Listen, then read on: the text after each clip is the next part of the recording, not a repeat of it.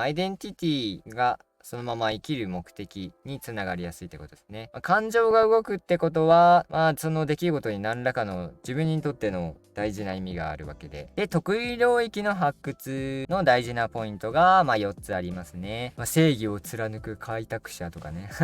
ちょっとかっこいい。その社会に貢献する能力がそのまま適正職業につなげられたりしますね。得意領域を見つけるだけでも十分価値あるんじゃないですかね。どうもこんにちは、くー先生です。よろしくお願いします。今回のテーマは前回に引き続きアイデンティティについてやっていこうと思います。このチャンネルでは脳を鍛え、メンタルを安定させ、思考を整えれば最強になれるというコンセプトでやっております。よかったらチャンネル登録お願いします。人生の QOL を高めるノウハウや知識の共有を目的にチャンネルを運営しております。で、今回のテーマですね。前回はアイデンティティについて。アイデンティティっていうのは分かりやすく言ったら、自分らしさですね。自分の価値観とか得意領域とか、あとは人生の目的とか、そういうのを含めて、なんか自分らしいなって感じられる行動とか、イメージとか、考え方とか、そういうのを含めた、一言で表せるようなものですね。で、前回は、アイデンティティとは何ぞやっていうのと、あとはアイデンティティを決めるメリットについて、解説した動画があるので、よかったら、URL コメント欄に貼っとくので見てみてください。ざっとおさらいすると、なぜアイデンティティを確立する必要があるのかですね。まず1個目が、自分の役割の明瞭化ですね。アイデンティティが明確になっていることで、判断に迷いづらくなるってのと、あとは、自分の役割、自分らしさとかが、明瞭化されていることで、目標を立てやすくなったり、自分はこの活動で力を発揮していこうみたいなね、決めやすいし、あとは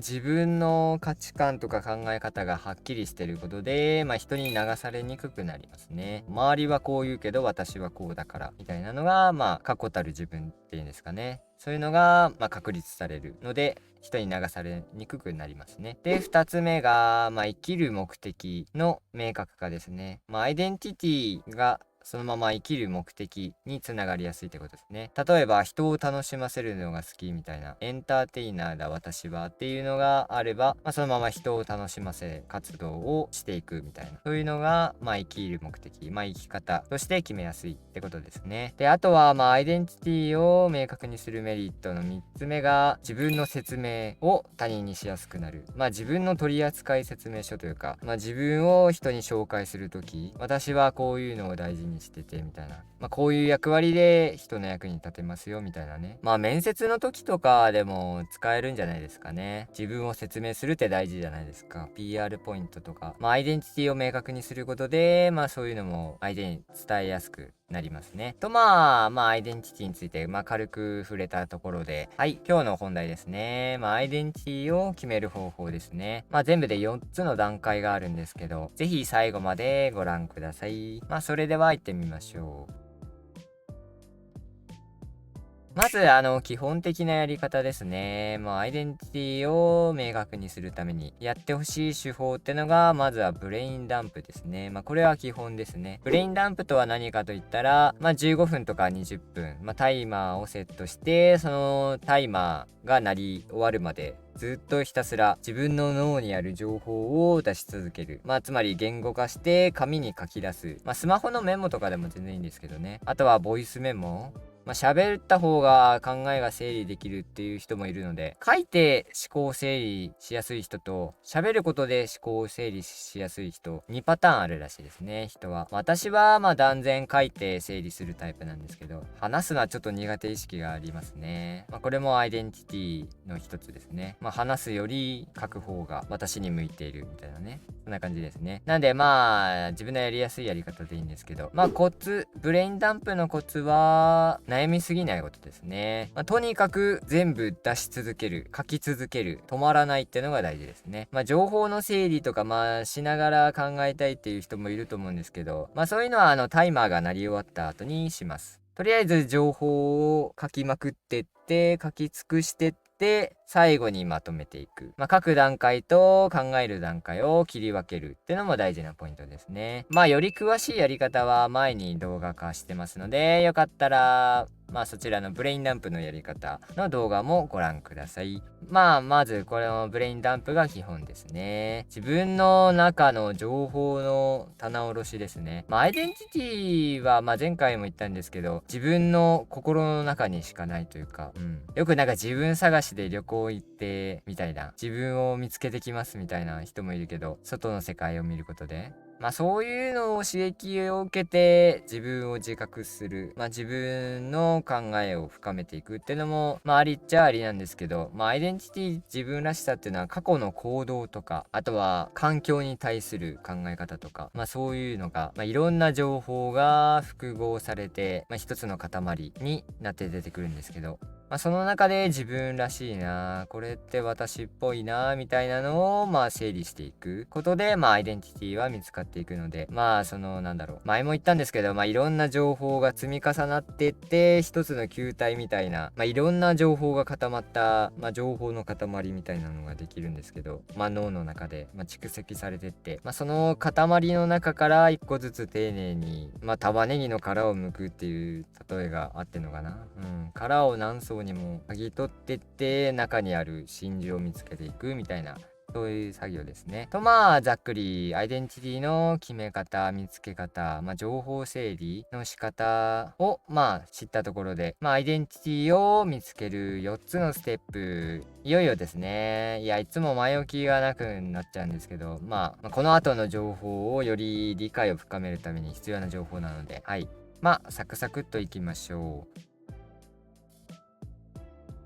アイデンティティを確立する4つのステップ。1個目ですね。まずは基本の土台となる価値観の抽出ですね。価値観ってのは自分の考え、選択肢 A、選択肢 B があったら選択肢 B の方が大事だからこっちを選ぶみたいなことですね。一言で言ったら何を大事にするかってことですね。価値観ってのは価値を感じると書いて価値観なんでね。端的に言えば大事にしたい考えとか行動とか物事、そういうのを表すのを価値観ですね。で、価値観ってのは私の例えで言うと、私の大事な価値観は洗練、ユーモア、あとは成長ってのがあるんですけど、洗練ってのは物事をごちゃごちゃしたいろんな情報をすっきり整理して本当に大事なものだけを無駄なものを省いてってシンプルな美しい形にするというかね。そういうのが今一番大事というか、そういうのに価値を感じるので、洗練っていう価値観がトップに来るんですけど、そんな感じで一言で表せる単語を特定していきます。価値観リストに関しては私が昔書いた、情熱の科学っていう本があるんですけど、その巻末に価値観リスト、120種類ぐらいの価値観を表す単語をリスト化したものがあるんですけど、そっちを見ていただくのが早いかなって感じなんですけど、世界的に有名なのは2011年の研究で世に広まっていったニューメキシコ大学が発表した価値観リストですね。ニューメキシコ大学価値観リストで調べるといろいろ出てくるので、自分で一度調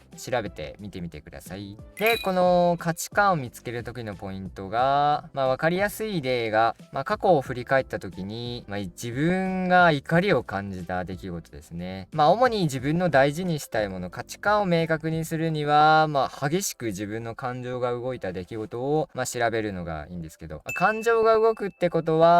その出来事に何らかの自分にとっての大事な意味があるわけで、その出来事に大事な価値観が隠れてるってのがありますね。喜怒哀楽を深掘りしていくってのが大事ですね。その中でも一番わかりやすいのが怒りの感情ですね。怒りってどういう時に感じるかって言われたら、自分の大事にしてる考えとか物事を人にないがしろにされた時ですね。その時に人は激しい怒りを感じるそうですね。例えばきちんと自分で1から10まで計画を立てて、その計画通り実行したいっていうのが大事な価値観を持ってる人に対して、そんなん順番どうでもよくね、適当にやればよくねみたいな感じでその計画をぐちゃぐちゃにしていく人がいたら、それに対して激しい怒りを感じたりとかですね。せっかく俺が完璧なルートを描いて、それの通りに実行していけばうまくいく方法をやろうとしているのに、それを邪魔してくるやつがいるみたいなね。いたらすごいムカつくみたいなね。なんで、手っ取り早いのは、自分が過去にこれされた時にものすごい本当に腹渡が煮えくり返るほど、相手を、56したいほど、56、YouTube だとこの発言ちょっとダメなんで、はい、56したいほど、肉相手とかですね。そういう出来事があったことを思い出してみてください。そこに、わかりやすい大事な価値観ってのは隠れてますね。で、次にわかりやすいのは、喜びですね。最高に嬉しい出来事ってのも、そこにもやっぱり自分の大事な価値観が満たされた時とかにも、そうですね、喜びってのは感じやすいので、例えば私の場合は洗練っていうのをさっき挙げたんですけど、私が何か記事を書くとか、こういう YouTube とかですね、もうする時もとりあえず情報を集めまくるんですよ。で、詰め込んで集めまくって、すごいカオスな状態になるんですけど、メモ帳が。その中から、これとこれの共通点みたいな、この共通点から分かることはここだみたいな、一個ずつ整理していって、余分なことを剥いでいくみたいな感じで、すっきり一本に繋がった時、最高に楽しいみたいな、そういう、喜びがあるんですけど、そういうので、洗練させていくっていうのが、大事な価値観として、買ってくるってことですね。なんで、ちょっとごちゃごちゃ言ったんですけど、端的に言ったら、人生を振り返った時の最悪の出来事、激しい怒りを感じた時の最悪の出来事と、最高に嬉しい、すっきりする、心地よいみたいな、快感、喜びを感じるような最高の出来事ですね。その2つですね、に関するテーマを決めて、それぞれ15分ずつブレインダンプしていくっていうのが、いいですね。で、一旦書き出してって、その書き出した文章でも単語でも何でもいいんですけど、書き出してって、最後にタイマーが鳴った後に、振り返って、この出来事から大事にしたい価値観これだろうな、みたいな。さっき提示した価値観リストですね。の中から、見つけていくってのが、手っ取り早いですね。で、できればトップ10ですね。トップ5とかでもいいんですけど、上位5つから10個ぐらいを選んで、その単語を並べていくみたいなのが、わかりやすいですね。で、大事なポイントは、その価値観を10個ぐらい、5個から10個見つけたら、ランキングをつけていくですね。はい。これも結構大事な作業ですね。この比べることで、こっちよりこっちみたいな価値観が精査されていくというか、より自分が大事にしたいコアの部分が見つかってくるので、10個見つけたら、その順位をつけていく。比べて大事なものを選んでいくってのも、大事なポイントですね。で、第1ステップ、価値観を見つけるですね。ぜひお試しください。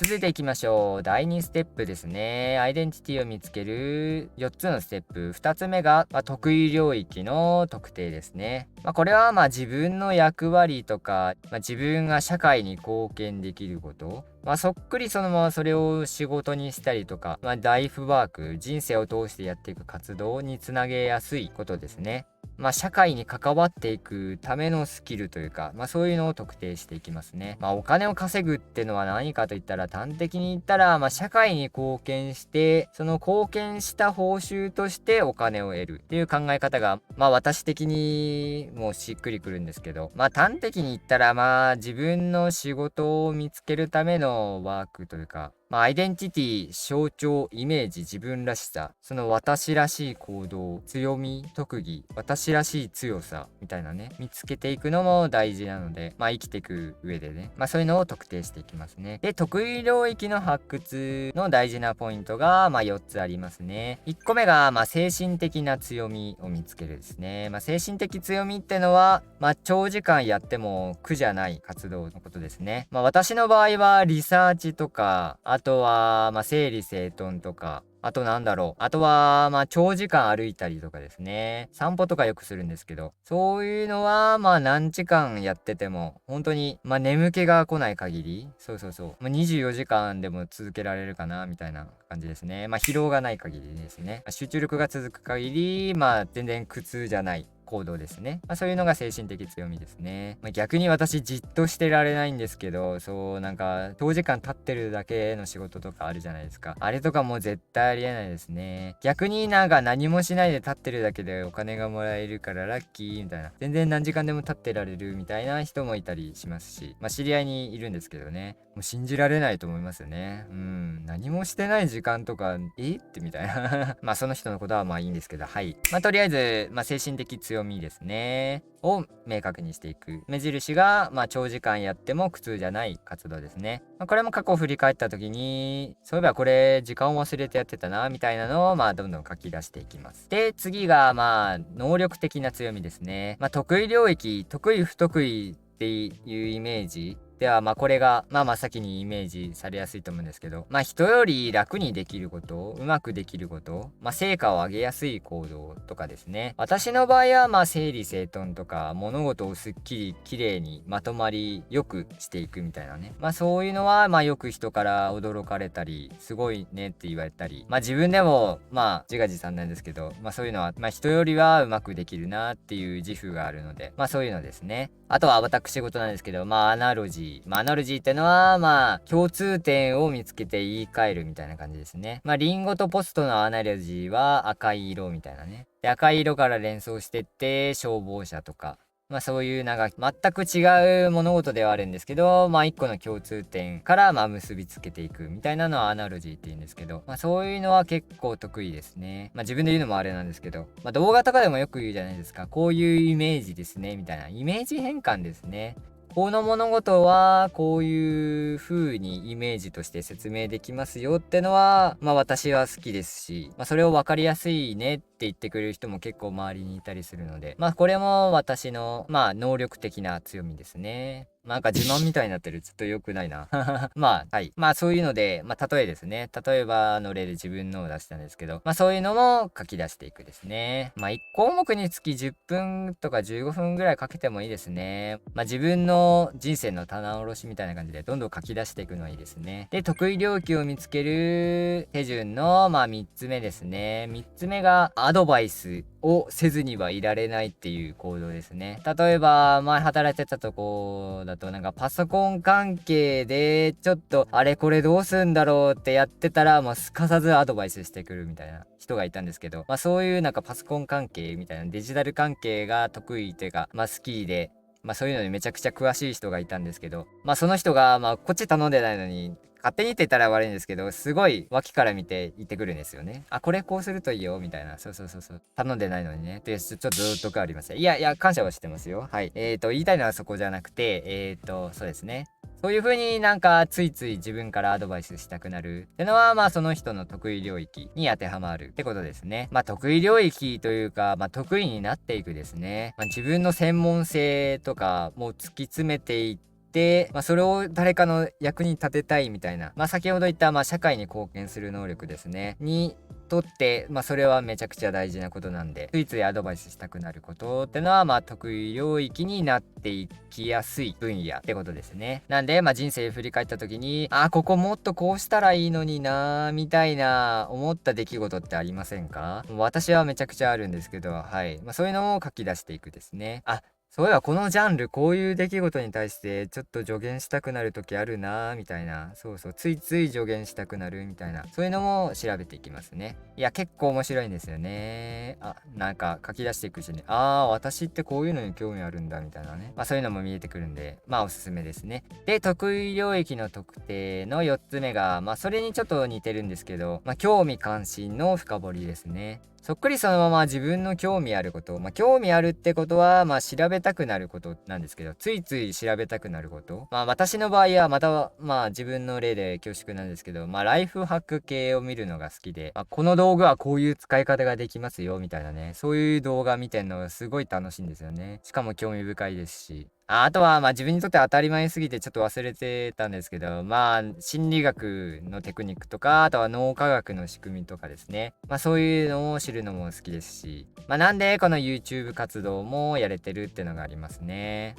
楽しいですね。まあ脳科学、心理学の知識、まあライフハック的な情報を集めて、それを分かりやすい形にして、まあ洗練させてって人に伝えていく、アドバイスしていく、ついつい伝えたくなる。まさに得意領域と言っていいんじゃないですかね。私のアイデンティティに向いてる活動ですね。まあ、自分で得意っていうのもちょっと抵抗あるかもしれないですけど、YouTube は適性ありますね。まあ適性あるっていう考え方がいいかもしれないですね。向いている、合っている。向いてる、合ってるってやっぱり自分らしい。ってことじゃないですか。なんでやっぱりこの得意領域の深掘りですね。大事ですね。ざっとおさらいすると、精神的強み、能力的強み、あとはついついアドバイスしたくなること、専門性とかですね。あとは人に貢献できる能力とか、そこにつながってきますね。能力というかジャンルですね。分野ですね。で、あとは興味の深掘りですね。興味の深掘りっていうのは、知りたいってことですね。端的に言ったら。人生を振り返った時に、この分野のこの情報についてはめちゃくちゃ詳しく調べたな、みたいなジャンルあると思うんですけど、そういうのをですね、を見つけていく。得意領域は、この4つのステップで結構スッキリ、はっきり出てきますね。ぜひお試しあれ。で、アイデンティティを明確にする4つのステップの3つ目が、憧れ分析ですね。憧れ、または原動力の感情分析ですね。先ほど言った価値観の特定には喜怒哀楽がいいですよってのは言ったんですけど、この場合の感情分析は主に2つですね。嫉妬したこと、嫉妬というか羨ましいと思ったことと、あとは、シンプルに憧れですね。こうなったらいいなみたいな、こういう風になりたいな、こういう生活をしたいなみたいな憧れですね。この人みたいになりたいとかでも全然いいですね。この2つの感情を分析していきます。で、嫉妬したこと、人を見て羨ましいなと思ったことの裏の真意としては、その嫉妬した要素に自分の望みが入ってたりするんですよね。もう私の場合は、よく YouTube 参考にしてる人がいるんですけど、やりたいことの見つけ方とか、自己理解ですね。を、日本に広く広めてる、八木仁平さんっていう方ですね。いや、この人の本を最初に見たときは、YouTube 知る前に最初に書籍から入ったタイプなんですけど、すごい、感動しましたね。すごい自己啓発本とか、心理学の本とか読むの結構好きなんですけど、その中でも群を抜いて面白かったですね。世界一優しいやりたいことの見つけ方っていう本があるんですけど、いやー、これは本当に面白いですね。衝撃を受けましたね、読んだ時。今日話した内容も結構かぶっちゃってるんですけど、その方の YouTube も面白いんですけど、そうですね。その人なんか本当に情報発信とか、書籍を出したりとか、ブログも結構すごいんですけど、そういうので、生活できている、名声を得てるっていうのもちょっとあれなんですけど、そういうの羨ましいなみたいな、本当に自分のやりたいことで生きているみたいな感じですね。その中でも、情報発信、本を出したりとか、あとは YouTube やったりとかで、社会に貢献できている。そういうのをなりわいにできているのは羨ましいなみたいな。この YouTube を始めたきっかけの、数ある一つではありますね。本当に私の心からの望みは何だろうみたいな分析してた時に、羨ましいなと思った人ですね。の中で、八木仁平さんがいたんですけど、はい。そういう本当に、こうなったらいいな、羨ましいなっていうの中には自分の望みとか入ってるので、自分の望みってアイデンティティになるんですよね。私の場合は、羨ましいと思ったので、行動でやっぱり情報発信をなりわいにしていく。情報発信で、生計を立てていくですね。そういう系、情報発信することが、アイデンティティの一部として、確立されているってことですね。嫉妬、悪い方向に、悪い行動につなげちゃうこともあるので、あまり良くないイメージ持ってる人もいると思いますが、嫉妬というより、本当に軽くでもいいんで、これいいなぁ、羨ましいなぁ、みたいな、その、ちょっとしたことでもいいので、そういうのも書き出していく。それを振り返った時に、私ってこういうのを望んでるんだ。みたいなの見えてくるんで、ぜひやってみてください。あとは、羨ましいと思った人は、メンタリスト DAIGO さんですね。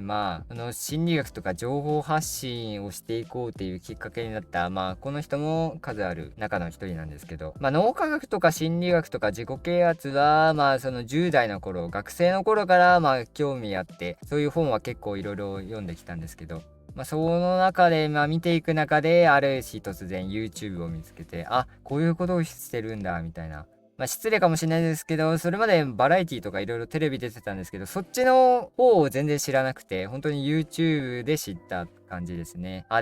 こういう活動をしていくのもありか、YouTube みたいな。いいなーみたいなのを、その時うっすら思って。2017年から見始めてるんですけど。いや、もう9年前になるんだ、2017年。マジか。すごいな。時の流れ早っ。それはちょっと置いといて、そういうので羨ましいなーってのが、この YouTube 活動のきっかけの一つにはなってますね。なのでちょっと喋り方とかちょっと参考にさせてもらってるんですけど、いや面白いですね。未だに情報発信し続けてますからね、YouTube。何本あるんだ ?2000 本ぐらいあるのかな、動画。どうなんだろう、もっとあるかな。そう、すごいですよね。しかも一個一個がもう深いというかね、情報の塊みたいな。しかも科学的根拠をめちゃくちゃ大事にしてるじゃないですか。そういうのも参考にさせてもらってますね。わかりやすい、面白い。あとは情報の量が圧倒的みたいなね。そういうのいいなーみたいな思ってて、そういうのも私のアイデンティティにつながる活動として、明確化するヒントになってますね。で、憧れ分析の2つ目、嫉妬とか羨ましいと思ったこと、欲しいと思う自分の願望にちょっと似てるんですけど、憧れですね。これは簡単なイメージで、最初にも言ったんですけど、こういう風になりたいとか、こういう生活できたらいいなみたいな、こういう人生を送りたいなみたいな、そうですね。そういうのを書き出していきますね。で、それを全部見たときに、こういうジャンル、こういう分野を私は望んでるんだみたいなのが、見つかっていきますね。例えば私の場合は、衣食住の中で住に関することに特に興味とか憧れを抱きやすいんですけど、なんだろう、なんか南の地域、ちょっと温暖なところで、海辺の近くで、ちょっとベタなんですけど、自分の一軒家を持つみたいなね。潮風が大変そうとか、そういうのはちょっと置いといて、海が見えるところで、ぼんやり窓の景色、窓の向こうの景色を見ながら、自分のお気に入りの家具に囲まれて、ゆったりコーヒーを飲んでるみたいなね。コーヒー飲んで読書してるみたいな。そういうの憧れありますね。洗練された空間、自分が選んだ洗練された空間で、のんびり情報収集をしてるみたいなね。そういうのに憧れありますね。喋ってるだけでちょっとワクワクしてきますね。そういうのを明確にしていくですね。憧れの生活の中には、一緒に生きていきたい人々ってのも含めてもいいですね。こういう人たちに囲まれたいみたいな。そういうのも、自分らしさを見つけるヒントにはなりますね。私の場合は、明るくてユーモアのあって、いろんなことに興味がある人に囲まれたいな、みたいな。そういう人って、価値観が合うので、動くのめんどくさいな、旅行とか全然興味ないな、みたいな。自分のできることだけやってればいいじゃん、みたいな人はちょっと、話し合わないですね。と、何を言いたいかと言ったら、そういう囲まれたい人々、人は自分の鏡とか言ったりしますけど、人を見て自分らしさを見つけていくみたいな感じですね。一緒にいたい人を分析することで、自分の価値観が明確化されたりもしますからね。あとは憧れの人、尊敬してる人とか、こういう風になりたいみたいなね。そういうのでもいいですし、憧れ、これを目指したいってのは、心が向かう方向性、まとめるとそうですね。自分が行きたがってる方向性が見えてくるみたいな、ビジョンっていうかね、夢というか、そういうのにも自分らしさってのは反映されていくので、アイデンティティですね、を見つけるための、重要なヒントになりますよってことですね。ぜひ試してみてください。で、アイデンティティを確立する方法の4つ目、最後ですね。4つ目が、言語化と抽象化ですね。ブレインダンプで、言語化はもうできてるんですけど、その言語化した情報をやっとここでまとめていく作業ですね。イメージの統合ということですね。特定した価値観、強み、心が向かう方向性、憧れとかですね。あとは手に入れたいものとか、そういうのも、書き出した情報を全部並べてって、共通点を見つけたり、これってこういうことだよなみたいなのを整理していきますね。私の場合は洗練させる、情報を発信していく、あとは脳科学心理学とかいろいろあるんですけど、あとは衣食住の中で、住まいに関することを充実させたいとかですね、そういう情報を集めていく、並べていくですね。で、自分の役割というか、誰の役に立てられるか、強みを見つけた中で誰に貢献できるかみたいな、私の場合は人生に役立つ情報をいろいろ集めてきて精査して、使える形に、実用的な形にして、皆さんに情報提供していくっていうのもありますし、結構相手の悩みとか問題点とかを整理して、これってこういう風にしたらいいんじゃないみたいなアドバイスも結構するタイプなんですけど、ついついアドバイスしたくなることで、道具の効率のいい使い方とかですね。そういうのとかですね。あとは仕組みの利用とか、こういう仕組みが働いてて、みたいな仕組みを特定して、この仕組みはこういう風に応用できますよ、みたいなのが、人の役に立つ、貢献できる能力の一部だとは、私は、思ってるんですけど、そういう仕組みの活用とかですね。で、そういうのを、役割、憧れ、価値観、強み、憧れは心が向かう方向性ですね。とかを統合してって、一つのイメージに練り上げていく。粘土をこねるとかじゃないですけど、なんだろうね。プラモを作る。レゴを組み立てるみたいなイメージでもいいですね。組み立てるというか、選び取って統合して、それをまた入れ替えるというか、言い換えるというか、一つの宝石にするというか塊にしていくって感じですね。玉ねぎの殻をめくって真珠を見つける作業って言ったんですけど、アイデンティティ、その中の見つけた宝石も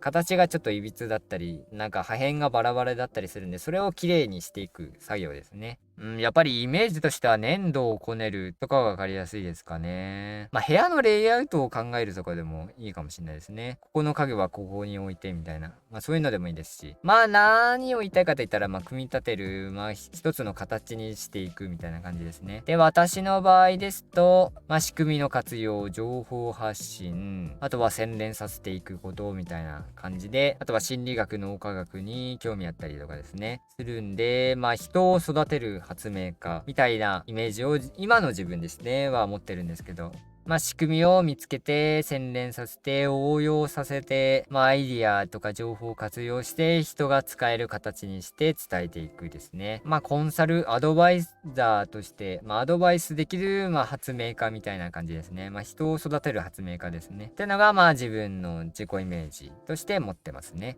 何でもいいですね。自分にとってしっくりくる言葉とかイメージが見つかれば、それでそれが今のあなたにとっての、正解不正解っていう考え方もあんま好きじゃないんですけど、それがあなたの適性ですね。で、こういう象徴、アイデンティティ、アイデンティティを一言で表す象徴ですね。戦士とか僧侶とか、そういうイメージとかでもいいんですけど、RPG の職業とか、正義を貫く開拓者とかね。ちょっとかっこいい。いろいろありますね。そういうイメージとかでもいいですし、芸術を愛する革命家とかね。いろいろありますね。私の場合は、発明家っていう言葉使ったんですけど、人の成長する仕組みを提供する情報発信者とかでも、そういうイメージでも、そういうアイデンティティとして、説明できますし、一個にこだわる必要はないですね。端的にこのイメージしっくりくるなって思うものがあれば何でも OK ですね。で、この象徴がちょっとどうしてもイメージが探せないっていう人は、手前味噌なんですけど、私が書いた、アーキタイプ、象徴ですね。一覧にしたものがあるので、Google ドキュメントでちょっと、簡素なちょっとテキスト表なんですけど、そういうのを URL 貼っとくので、説明欄、概要欄ですね、に貼っとくので、ぜひそちらをチェックしてみてください。わかりやすい形は、なんとかを求めるなんとかみたいな感じですね。で、最初のなんとかを求めるは、憧れとか感情分析した時の心の向かう方向性みたいなね。私の場合は自己成長とか能力開花に対する憧れ。心理学とか脳科学とか調べる根源的な理由ってそこなんですけど。なんで、人を育てる。自分自身も含めて。そうですね。人を育てることに対する興味関心、心が向いていて、発明家にしたのは、仕組みの応用とか、情報の整理してって、仕組みを使える形にして、世の中に出していく。イメージとして発明家が合ってるのかなみたいな。研究者とか、教授とか、そういうのでもいいんですけど、発明する、思いつく、アイデアを形にするっていう強みというか、人に貢献できるなっていう能力を象徴するイメージとして、今は発明家っていうのがしっくりくるので、自分の中で暫定的な今のイメージ、自分のアイデンティティはそれですね。心が向かう方向が人を育てる、自分を含めて人を育てる発明家っていうイメージですね。はい、そんな感じですね。で、ここでアイデンティティを確立する方法の、注意点ですね。1個目が、最初にも言ったんですけど、一生変わらないものじゃないので、悩まないですね。今の自分にとってこれが私らしいな、みたいな。価値観なんてって言ったらあれなんですけど、生まれてから今まで変わらないものを大事にしていくっていうのもありなんですけど、いろんな人に出会って、いろんな経験、体験、いろんな刺激を受けて、価値観って変わったりするじゃないですか。今まではルールが絶対、マニュアルが絶対と思って信じていた人も、臨機応変に動く人との関わりを持つ中で、別にルールにばっか縛られなくてもいいんだみたいな、目的が明確で、その目的に達するまでの道筋が明確だったら、それで自分は満足なんだみたいなね、気づきがあったり、そういうのですね。価値観とかは周りの影響、世界の影響、経験、体験によって変化していくので、アップデートされていくっていうイメージの方がいいかもしれないですね。なんで、その一個にこだわらないですね。一生変わらないものではないので、そこまで深く悩まないですね。で、それに関連することで、完璧な自分にこだわらないですね。いいところばっかり見つめるのもいいんですけど、自分の苦手とか悪いところとか改善したいところを見つけるのも、アイデンティティを確立する上では大事なんで、例えば私は人と話すのはあんま得意じゃないので、自分から進んでやるタイプじゃないので、エンターテイナーとか交渉人みたいな、そういうのは向いてないなみたいなのが分かったり、でもう一つがこれ結構重要なんですけど、じゃあ理想の自分、憧れの自分とか分析したから、そういう自分を演じればいいんだみたいな思うかもしんないですけど、そういうキャラ作り、そういうキャラ作りでもないですね、アイデンティティっていうのは。前回の動画でも言ったんですけど、やっぱり過去の体験とかいろんな情報が詰まった脳の中の棚卸しをしてって、玉ねぎの殻を剥いてって心情を見つける作業って言ったんですけど、キャラを作る、自分じゃない自分を演じたら、それってアイデンティティと言えないじゃないですか。言ってみたら当たり前なんですけど、なんでないものを付け足していくんじゃなくて、憧れを分析するとは言ったんですけど、その憧れを分析するのはやっぱりその心が向かう方向性をはっきりするための分析なんで、私はこういう道を目指してるんだな、こういう道を目指したいと思ってる人なんだなってのは自分の中にあるものじゃないですか。それはアイデンティティ、自分らしさと言えるので、そういう風に見つけていくですね。決してないものを付け足していく作業ではないということですね。キャラ作りではなくて自分の取扱説明書を作っていく、そんなイメージですね。アイデンティティの確立っていうのは。ちょっとニュアンスがちょっと難しいんですけど、伝わるかな。ちょっといろいろ言いすぎてちょっと混乱しちゃうみたいなのはあると思うんですけど、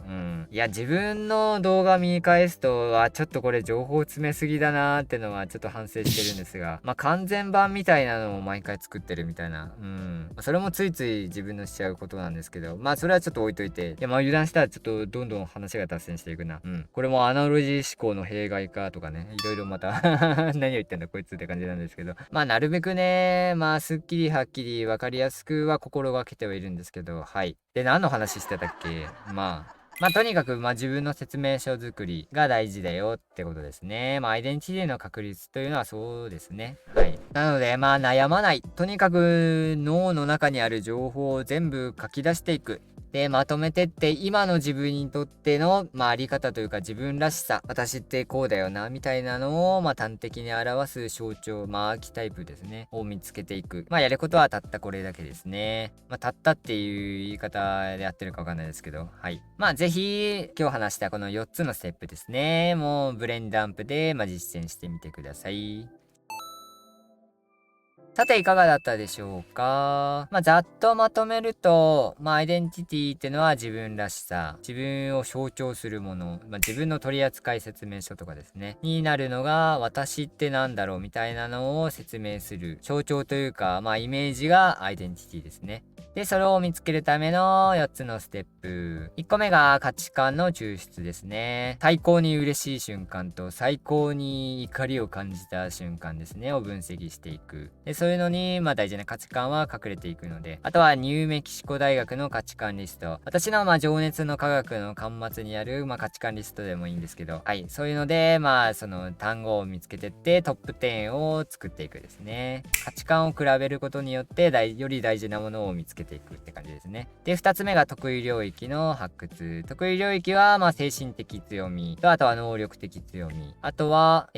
ついついアドバイスしたくなる分野、ジャンル、出来事、物事で、あとは興味関心ですね。専門性を突き詰められるものですね。長時間、リサーチしても苦じゃないとかね、そういうのですね。で、能力的強みってのは、社会に貢献する能力の発掘になったりしますね。その社会に貢献する能力が、そのまま適正職業につなげられたりしますね。得意領域を見つけるだけでも十分価値あるんじゃないですかね。で、3つ目のステップが、憧れとか感情、原動力の分析ですね。これは嫉妬したこととか、羨ましいと思ったことですね。嫉妬したことをいいなと思ったことには、心の底からの願望みたいなね。どうでもいいことって嫉妬しないじゃないですか。そう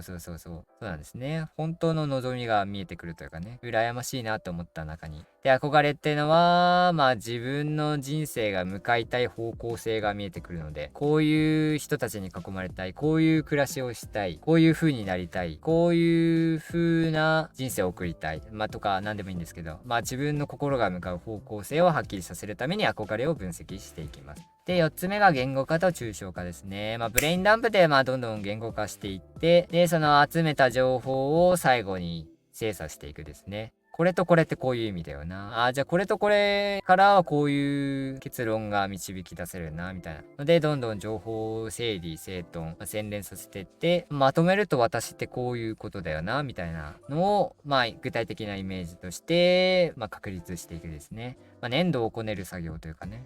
価値観、強み、役割、あとは突き詰めたい専門分野や、なんだこの指の形。あとは、憧れ、心の向かう方向性を複合してってですね。で、〇〇を求める〇〇みたいな感じで、当てはめていくと分かりやすいですね。私の場合は、何度もしつこいようで申し訳ないですけど、人を育てる発明家ですね。で、その発明を情報発信していくものっていうのが、私の中の今のアイデンティティですね。そういう感じで、自分の取扱説明書を作る。アイデンティティっていうカタカナ横文字使っちゃってるんですけど、端的に平たく分かりやすくシンプルに小学生でも分かるように言ったら、自分の説明書を作り上げる。そんなイメージですね。これがアイデンティティ診断というか、アイデンティティを確立する方法の具体的な4つのステップでした。さていかがだったでしょうか。アイデンティティを確立するっていう、それだけで人生の方向性というか、判断基準、明確な判断基準とかが身につくので、人生の迷い、生きる迷いとか、悩みとか結構解決できるんじゃないですかね。あとは人に流されにくくなったり、あとは自分の適性職業を見つけたりとかですね。自分が社会に貢献できるものは何だろうみたいな、そういうのを見つける、明確にするヒントにもなるので、あとは一番って言ったらあれなんですけど、私にとってはやっぱり生きる目的が明確化するのはいいですね。自分の役割、人生の方向性、あとは自分の価値観に気づく。それだけで、何のために生きてんだろうみたいなのは、消し飛んでますね。はい。いやー、そればっか考えてた時期もあったなーっていう、また自分語り。油断したら自分語りしちゃいますね。こういうのがいいよって思う人もいるかもしれないですけど、それも人それぞれですね。はい。で、なんだろう、この締め方。いやー、まとめるって大変ですね。難しいというか、はい。何の話してたっけ。はい。ということで、アイデンティティを、見つければ、人生より豊かになっていきますよっていう、そういう結論ですね。なんで、ぜひ、今回話した内容を実践してみてください。このチャンネルでは、脳科学、心理学、あとは様々な世の中にある思考術を通して、人生をより良くしていく、人生の QOL を高める情報を発信していきます。自己成長、自己実現、能力開花とかですね。そういうのに興味がある方がいましたら、今後もぜひこのチャンネルをご覧いただけたら嬉しいです。もちろんチャンネル登録、あとは再生リストもいろいろあるので、それも見てみてください。と長々と話しましたが、アイデンティティを確立する方法でした。ということで、ご視聴ありがとうございました。よかったら次の動画でもお会いしましょう。マインドオーガナイザーのクーでした。またね。